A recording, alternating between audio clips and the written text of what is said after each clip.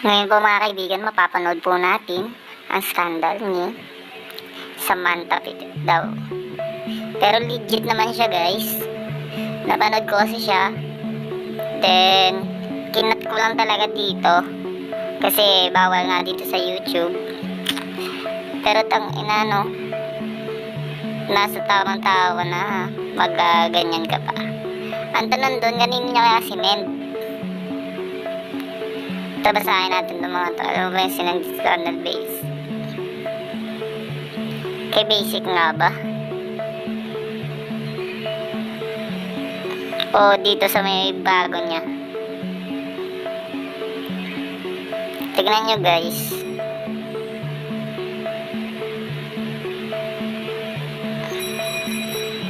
Grabe ka naman, Samantha. Ang harot-harot. Bakit ganito? Sikat na sikat ka na ngayon. O dito kaya kay Basic. Sa tingin nyo, kanino kaya pinasa nun? Grabe ka naman.